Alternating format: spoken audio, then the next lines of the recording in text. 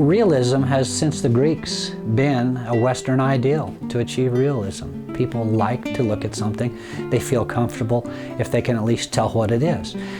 With this, I'm pretty straightforward, well, I've spent an awful lot of years honing my technique. The incredible technique is demonstrated in the works of artist Rock Newcombe. He is a master of acrylic realism, creating magnificent images with acrylic paints on a very smooth surface called clayboard. His representations of wildlife and rarely seen ancient artifacts of the Southwest are renowned throughout the world. This is a very old kachina, or as the Indians say, katsina. And this is a Hopi maiden. This is just a little smaller than actual size. She is made of cottonwood from the cottonwood tree, the cottonwood root.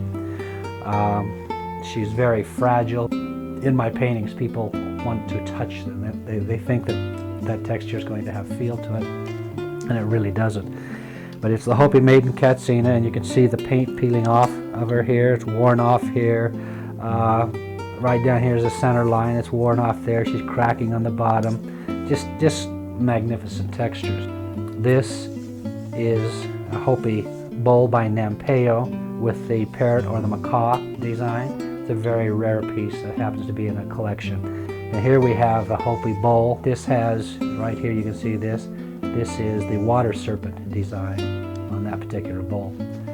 This will have a shelf they'll be sitting on. It'll have adobe texture and of course the shadows. And once I get all that in, then it'll pull together as a piece.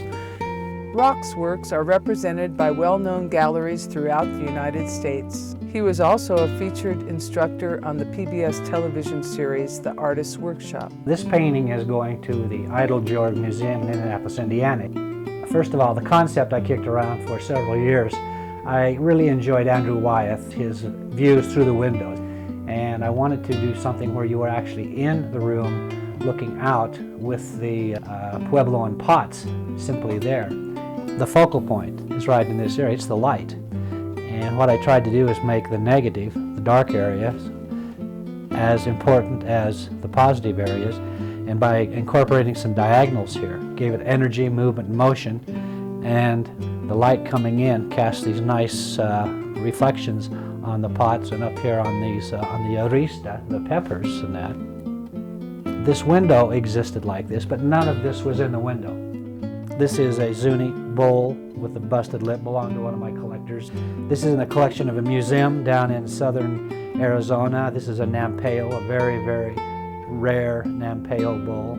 The aristas are mine, hanging here in the studio, and this is a wall hanging. I really enjoy the textures. That's what I get off on, like the old adobe, the old wood, the glass here, and the texture of the bowls and that.